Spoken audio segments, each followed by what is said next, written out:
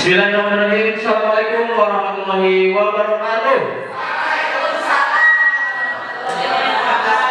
Semangat pagi. Untuk lebih semangat, maka paginya 3 kali ya. Semangat pagi. Alhamdulillah. Ya.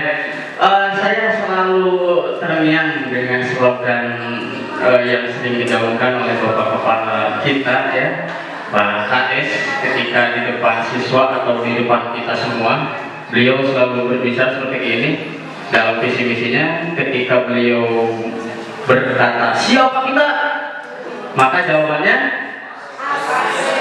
Pase 3. Pase 3 siap, semangat. Saya coba ya untuk membuat kita fokus kembali. Siapa kita? Pase 3. Okros untuk kita semua ya. Baik, sebelumnya saya ucapkan terima kasih kepada Bapak Kepala SMP Negeri 3 Pase yang telah mendukung dan senantiasa mendorong dalam kegiatan pendidikan guru penggerak ini, dan terkhusus juga kepada Bapak Ibu guru yang meluangkan waktunya pada hari ini, meskipun ini sudah biasa ya Bapak Ibu hadir di hari Jumat untuk mengikuti kegiatan MGMP, tetapi saya khususkan terima kasih karena pada hari ini juga saya berkesempatan untuk berbagi pengalaman dan pemahaman saya terkait dengan proses pendidikan guru penggerak. Dimana alhamdulillah sudah sampai di modul 1.4 ya buat diri saya, yaitu tentang budaya positif, dan ini merupakan pengibasan aksi nyatanya. Bapak Ibu izinkan, meskipun sudah pada kenal ya, kenal kan Bapak Ibu? Bu Haji. Pada kesempatan ini kita akan, atau saya akan mendesiminasikan pemahaman dan penerapan pengalaman budaya positif dengan saya sendiri, Saiful Arif dari SMP Negeri 3 Pase, CGP Angkatan 9 Kabupaten Bandung. Ya. Alhamdulillah sudah sampai ke tahap ini, dan saya yakin juga Bapak Ibu semuanya adalah guru hebat ya.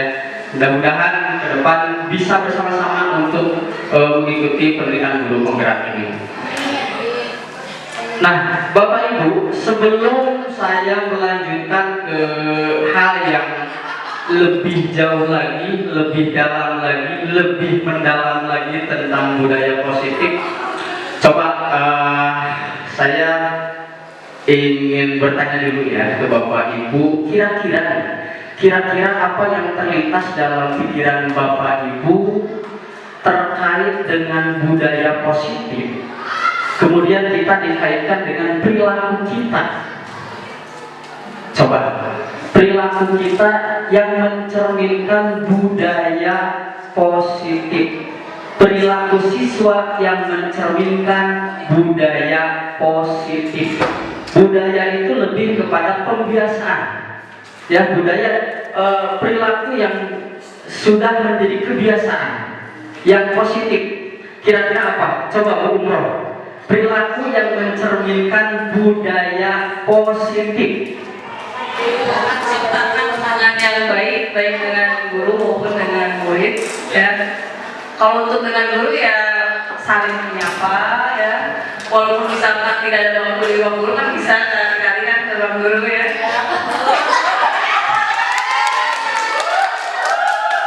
Kalau dengan anak didik ya berarti ciptakan lingkungan yang membuat kita dan anak itu merasa nyaman dengan kita.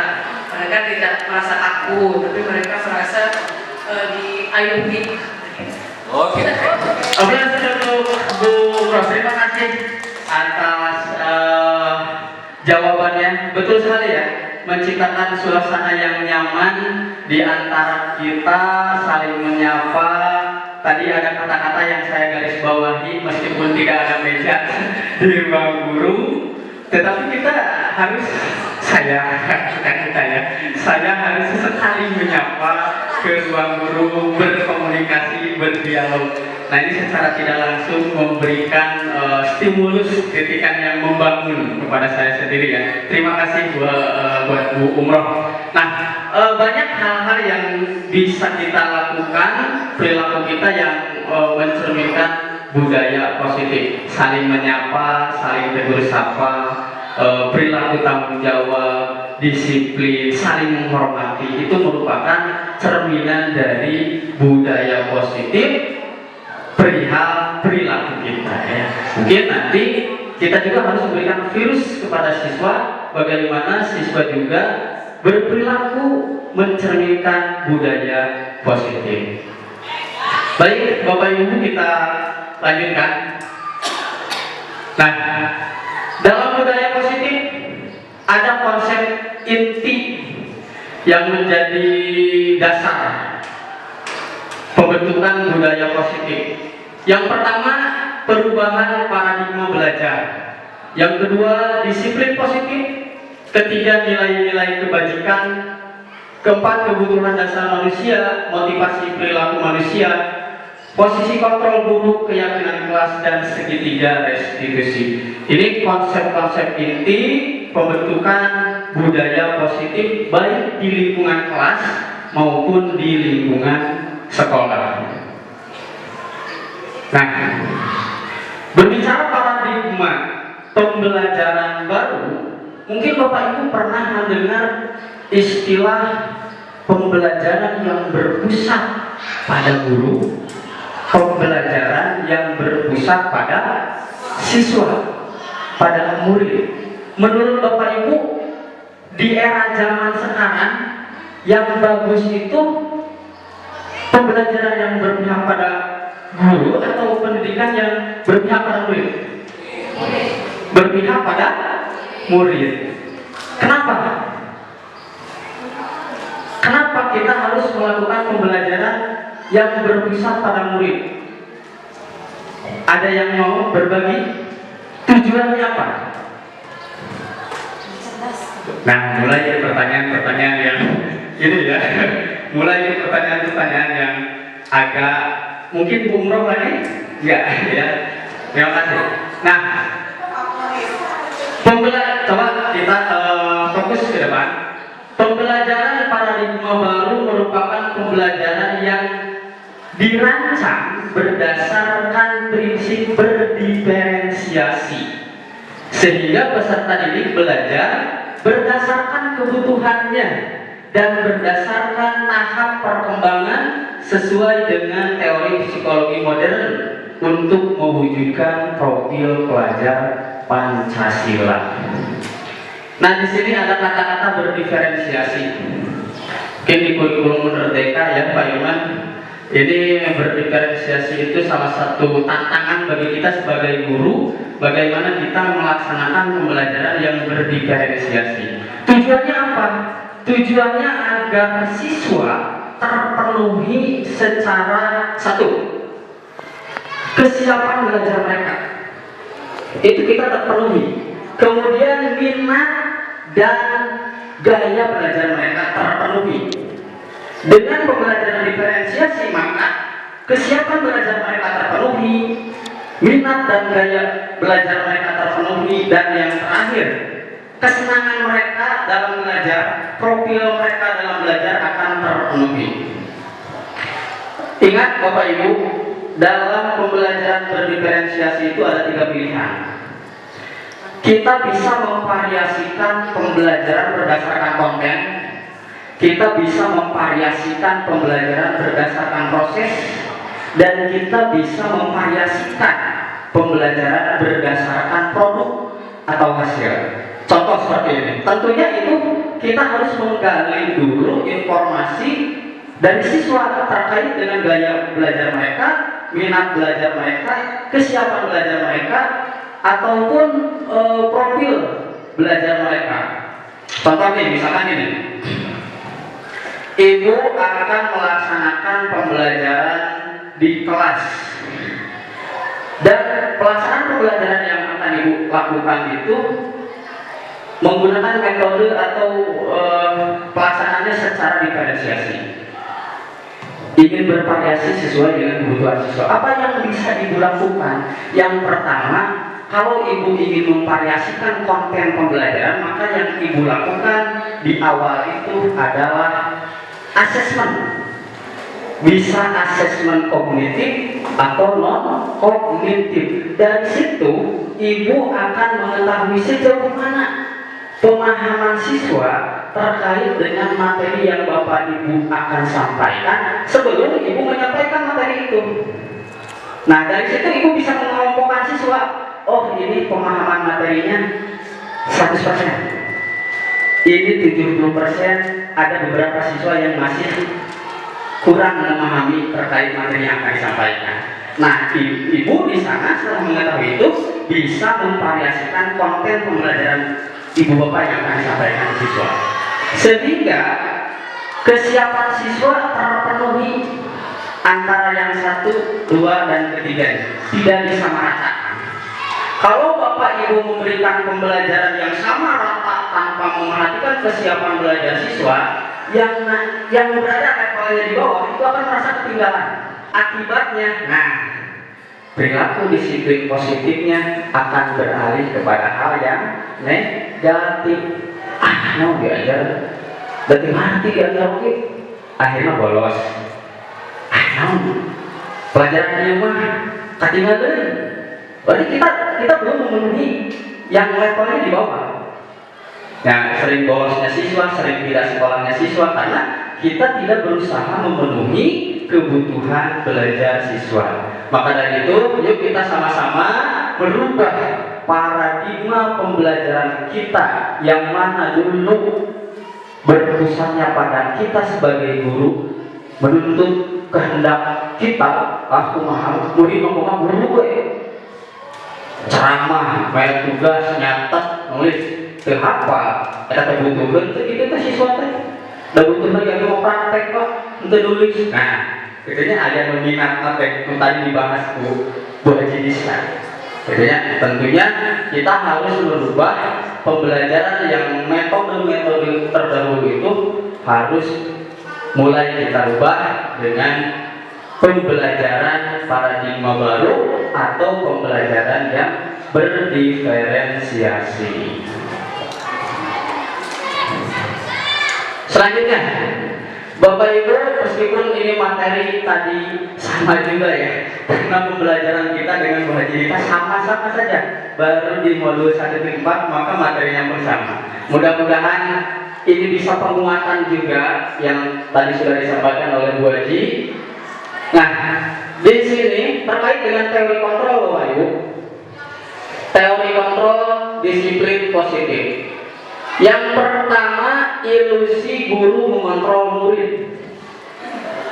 Terkadang kita berpikir bahwa seorang guru itu bisa mengontrol murid. Tidak, Bapak Ibu. Itu hanya sebuah ilusi. Yang bisa mengontrol murid itu diri mereka sendiri. Tidak dengan kita. Apa bisa saya mengontrol murid? Anak-anak kerjakan piket, anak-anak kerjakan tugas, anak-anak mengerjakan, anak-anak piket, tapi itu tidak bertahan dalam jangka panjang. Mereka melaksanakan atas dasar perintah, bukan atas kesadaran mereka, bukan atas dasar keinginan mereka. Kalau diperintah ya kerjakan, kalau tidak ya tidak. Gitu. Saya selalu ke anak ketika bertemu, masukkan baju. Ketika saya sudah jauh, keluarkan lagi. Berarti itu datangnya bukan dari kesadaran mereka, dari internal diri mereka. Meskipun kita dapat mengontrol pada saat itu saja kontrolnya. Kita kembali ke sini dengan hal seperti itu, berarti kita tidak bisa mengontrol siswa. Yang bisa mengontrol siswa adalah diri mereka masing-masing. Nah, tugas kita bagaimana menumbuhkan dalam diri siswa itu sebuah keyakinan-keyakinan nilai-nilai kebajikan yang mereka hargai, sehingga mereka mau melakukannya atas dasar kesadaran sendiri. Nilai-nilai tanggung jawab, nilai-nilai gotong royong, mandiri, disiplin. Kita hanya kreatif, betul ya. Kita hanya menuntut mereka untuk menanamkan nilai-nilai itu hanya sebuah ilusi. Kemudian ilusi bahwa semua penguatan positif dan efektif bermanfaat. Saya sendiri pribadi Bapak Ibu, terkadang ke siswa itu gak mungkin kita memberikan penguatan yang negatif ya. Pasti kita memberikan penguatan yang positif. Tetapi tidak semuanya penguatan positif dan efektif itu bermanfaat. Terkadang akan timbul kecemburuan sosial antar siswa. Ya, ketika kita ke siswa satu penguatannya A, B, C, D, ke siswa yang lain, sabodo, zaman yang habis gitu, esek dirobahna. Gitu. Tidak semuanya positif. Bahkan ketika kita memberikan sebuah apresiasi, penghargaan, hadiah, itu pun harus hati-hati. Akan berdampak negatif. Ini kaitannya dengan teori motivasi perilaku. Ketika kita berperilaku, motivasinya apa? Ketika kita banyak memberikan hadiah, ketika anak berprestasi misalkan, nanti anak itu berperilaku baiknya atas dasar hadiah saja. Ketika kita loss dalam satu momen, dalam satu waktu tidak memberi hadiah, apa yang timbul? Itu dihadiahkan ya nama. Berarti karena hadiah, bukan atas dasar diri sendiri. Ya, nah itu. Kemudian ilusi bahwa memberi kritik dan membuat rasa bersalah dapat menguatkan karakter. Tidak juga Bapak Ibu. Saya berpengalaman di kelas seperti ini. Maneh teh diajar teh karunya ke kolot maneh. Geus ngabiayaan, pangulikeun pakaian. Ya, dibere bekal jam jajan. Sok atuh diajar cing bener. Itu salah satu metode membuat siswa merasa bersalah. Itu baik atau tidak? Ternyata itu tidak baik Bapak Ibu. Itu bisa membuat psikologi anak menjadi down. Mereka merasa bersalah, tidak berguna bagi orang tuanya, bagi lingkungan sekelilingnya. Nah, itu merupakan miskonsepsi dari tindakan kita kepada siswa ya, terkait dengan teori kontrol atau disiplin positif. Dan yang terakhir, ilusi bahwa orang dewasa itu memiliki hak untuk memaksa. Tidak bisa Bapak Ibu. Nah, kadang-kala ya kita di zaman sekarang suka dipakai guyon. Ayo udah guys, merdeka belajar. Cuy, senang merdeka budak. Senang merdeka kumaha manehna. Da geus merdeka ya nama. Lamun kurikulum kapungkur CBSA ini can ngalaman abdi CBSA. Tapi sok penjen guyonan teh apalah cul budak cenah anteng kan. Urang di kelas atau di mana. Itu yang jadi salah, yang jadi miskonsepsi terkait dengan teori kontrol. Ternyata kita tidak bisa memaksa. Berikan kemerdekaan belajar bagi siswa-siswi kita. Dengan apa? Dengan cara melaksanakan pembelajaran diferensiasi. Penuhi kebutuhan belajar mereka. Ya, dengan berbagai metode yang sudah tadi disebutkan di awal. Ini sudah disampaikan. Mungkin saya akan lanjut saja. Transformasi paradigma stimulus respon ke teori kontrol. Artinya kita merubah dari yang tadinya berpikiran berdasar stimulus respon, kita rubah menjadi teori kontrol. Ini sudah disampaikan, jadi tidak bisa dibahas lagi. Dan makna disiplin juga tadi sudah ya, bahwa kata disiplin itu berasal dari bahasa Latin disiplina, yang artinya belajar. Jadi kita itu cenderung disiplin itu diasosiasikan menjadi makna yang kali saya tidak akan terlambat lagi. Itu apakah hukuman atau konsekuensi?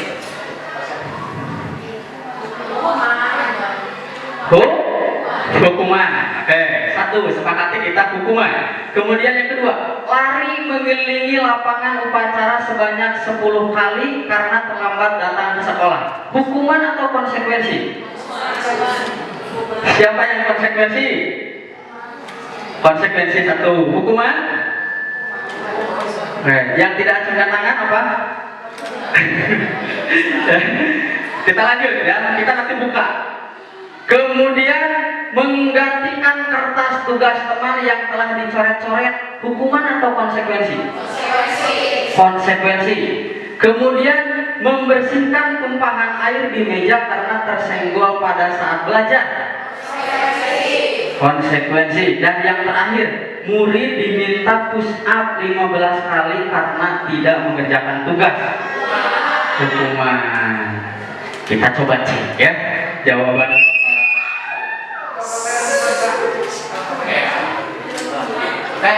Ini jawabannya. Tindakan satu adalah hukuman. Tindakan dua juga sama adalah hukuman. Tindakan ketiga konsekuensi dan tindakan keempat juga konsekuensi dan kelima adalah hukuman. Tepuk tangan buat Bapak Ibu ya.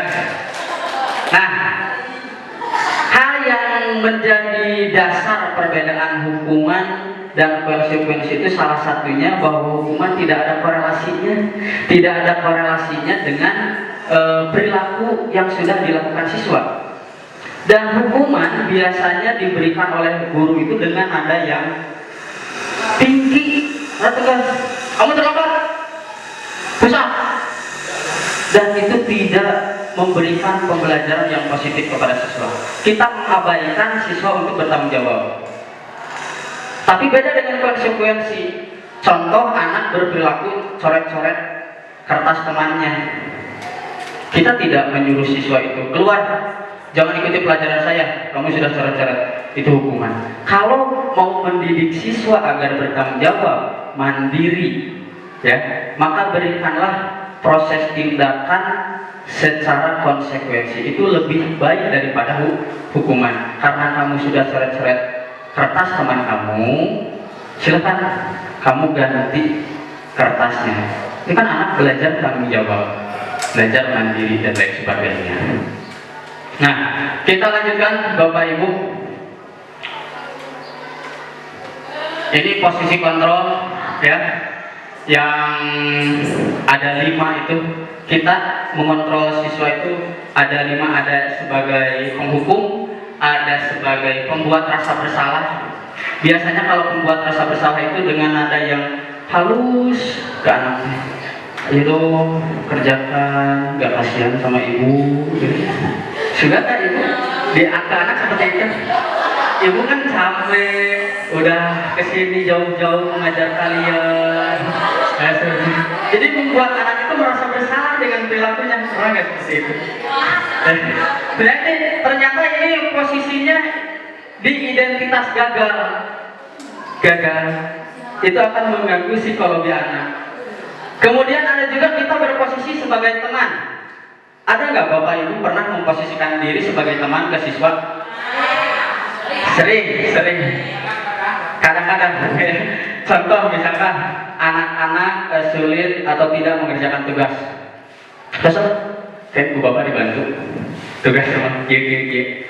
Gampang. Nilai mah. Yang penting kamu iya. Kira misalkan anak punya masalah dengan guru A, kita bantu. Kayak Bapak, nyari si ibu iya mah. Tenang kamu.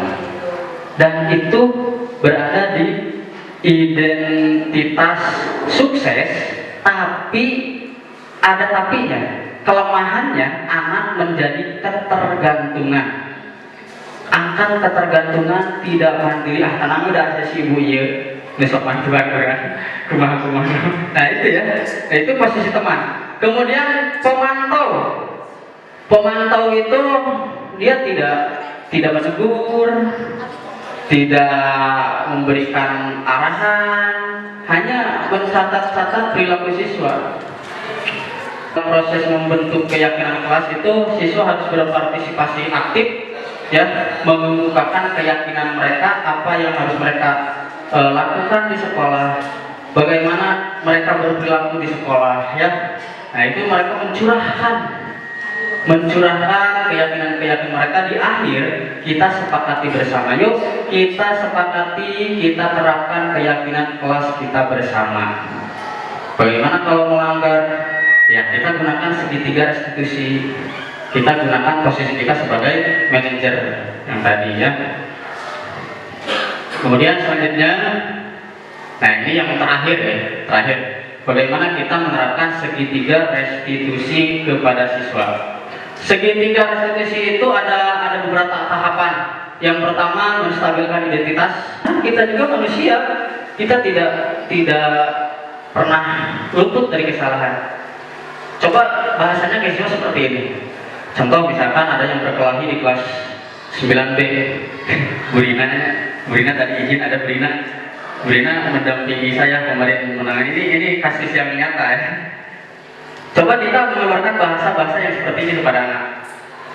Berbuat salah itu wajar, manusiawi. Kamu berkelahi itu manusiawi. Artinya ada hal yang kamu pertahankan, mempertahankan diri kamu, gitu ya. Jadi anak tidak merasa down. Kemudian tidak ada manusia yang sempurna. Bapak juga pernah misalkan, dan bisa jadi bapak yang melakukan kesalahan seperti itu di kemudian hari. Coba kita berdiskusi, berdialog dengan anak. Kemudian bapak di sini bukan mencari siapa yang salah. Kamu berhak merasa begitu. Jadi anak nanti akan terbuka kepada kita, ya, tentang permasalahan mereka. Nah, kemudian di bagian validasi tindakan yang salah, coba bapak ibu dalam menindak anak keluarkan kata-kata seperti ini. Kamu pasti punya alasan kenapa melakukan itu. Karena yang tadi, setiap perilaku itu pasti punya alasan. Ketika anak sudah terbuka di sini, di menstabilkan itu, maka mereka akan berbicara. Contohnya kemarin yang berkelahi itu, Pak, pirage ditagih uang itu, Pak. Bakal nanti seluruh, tapi di tiap tagih uang ipak tentu, terus kumaha. Nyapir lagi kok abis disebutkan dah curi sana si murang kalian teh curi, gitu aja curi, dengar akhirnya di sana timbul perkelahian. Nah, itu alasan-alasan siswa nanti akan terbuka di tahap validasi tindakan yang salah. Pertanyaan yang kedua, contoh ini hanya contoh ya Bapak Ibu. Padahal kamu bisa melakukan hal yang lebih buruk dari ini, bukan hal yang baik. Kenapa bukan hal yang baik? Siswa itu bisa saja melakukan hal yang lebih buruk. Berkelahi itu kita posisikan adalah perilaku yang memang salah, gitu ya. Tapi masih agak mending. Tujuannya untuk apa? Untuk menjaga psikologis anak. Bisa saja hal yang buruknya, misalkan apa lebih buruknya? Keluar, apalagi dulu orang tua, misalkan bawa orang tua berkelahinya menggunakan senjata tajam, misalkan itu hal yang lebih buruk. Bisa saja kan kamu melakukan hal yang lebih buruk daripada itu. Iya Pak. Nah, yang terakhir, kamu patut bangga karena kamu telah melindungi hal yang penting bagimu. Contohnya, misalkan prinsipnya dilindungi, pertahanan dirinya bagus. Nah, kemudian menanyakan keyakinan. Nah, setelah itu anak terbuka apa alasan mereka berperilaku seperti itu, baru kita tanyakan di sini apa keyakinan kelas kita. Oh ini Pak yang kita sepakati di kelas itu. Kemudian nilai-nilai apa yang telah kamu sepakati bersama. Keyakinan kelas yang mana yang kamu langgar. Oh ini Pak, ternyata saya tidak bisa mengontrol diri, saya tidak bisa menahan emosi. Itu kan anak akan berbicara seperti itu. Kamu ingin menjadi orang yang seperti apa? Baru kita bangun kembali kepercayaan diri mereka dan menyadari bahwa itu hal yang salah. Ya, itu penerapan segitiga restitusi dalam teori kontrol atau tindakan kepada siswa. Thank you Bapak Ibu. Diakhiri dengan thank you. Tepuk tangan buat Bapak Ibu sekalian. Terima kasih. Mudah-mudahan ini bermanfaat ya, dan bagi saya mudah-mudahan ini bukan hanya sekedar pemenuhan tugas di pendidikan guru penggerak, tetapi senantiasa bisa berbagi terus kepada Bapak Ibu di lain-lain kesempatan ya. Ada yang mau merefleksikan kegiatan hari ini Bapak Ibu, atau menanggapi, atau ini kawan boleh merefleksikan apa yang didapat pada hari ini.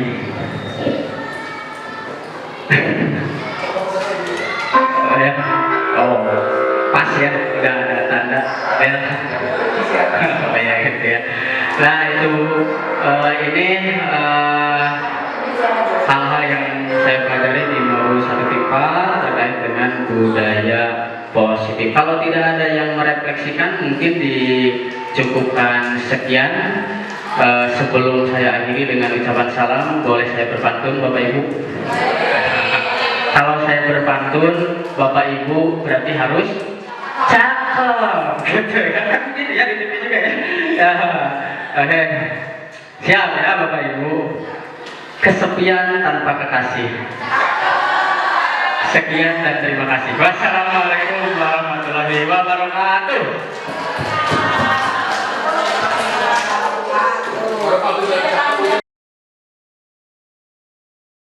Assalamualaikum warahmatullahi wabarakatuh. Waalaikumsalam warahmatullahi wabarakatuh. Selamat sore anak-anak. Sore.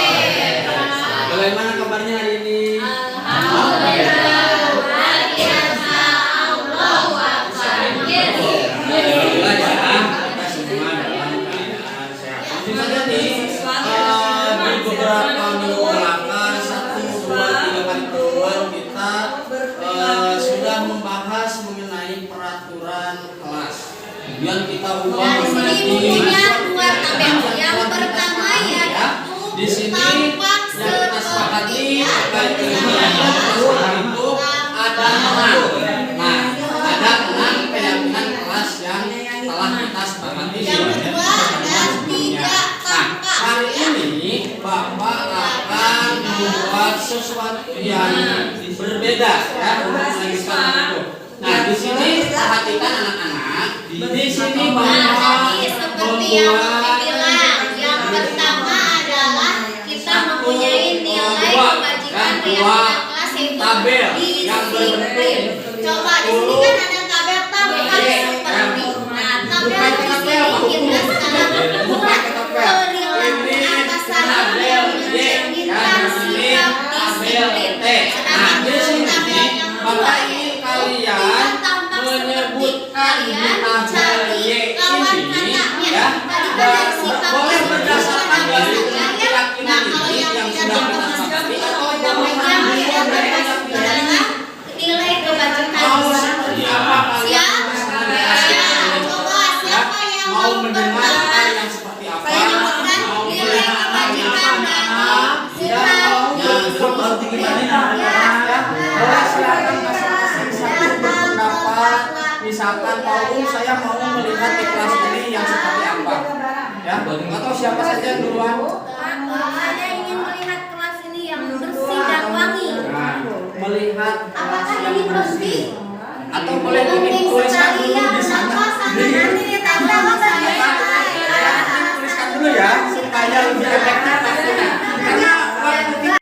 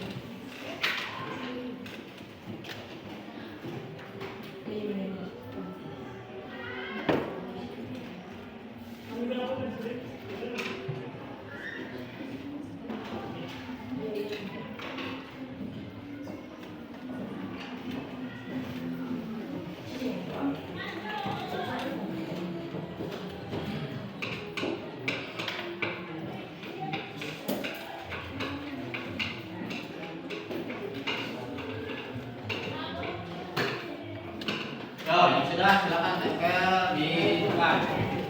Di sebelah kanan setelah tulisan itu. Nah, bawah lagi. Satu orang jangan berebut.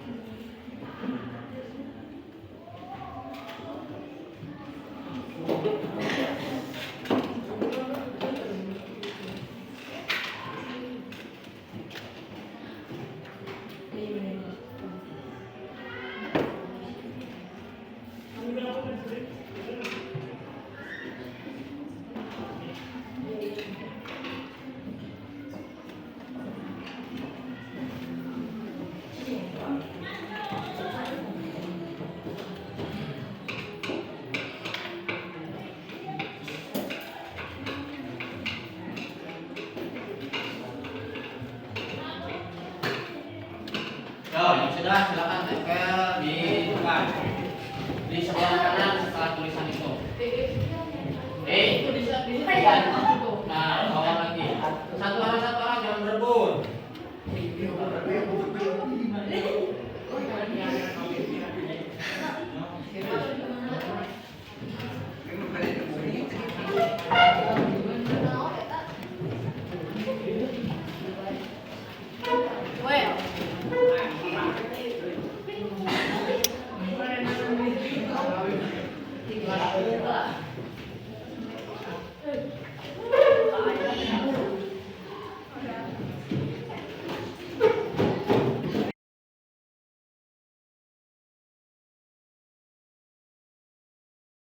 Bagaimana perasaan kamu setelah membuat keyakinan kelas? Sangat gembira, Apakah pembuatan kelas sangat penting? sangat penting Kenapa penting? agar terlihat mandiri. Perasaan kamu setelah membuat keyakinan kelas? Sangat senang, Apakah pembuatan keyakinan kelas sangat penting? sangat penting Kenapa penting? agar lebih Bagaimana perasaan kamu setelah membuat keyakinan kelas? Sangat berantusias, Apakah pembuatan keyakinan kelas penting? sangat penting Kenapa penting? agar saling menghormati. Bagaimana perasaan kamu setelah membuat keyakinan kelas? Sangat bersemangat, Apakah pembuatan keyakinan kelas sangat penting? sangat penting Kenapa penting? agar disiplin. Bagaimana perasaan kamu setelah membuat keyakinan kelas? Sangat asik, Apakah pembuatan keyakinan kelas sangat penting?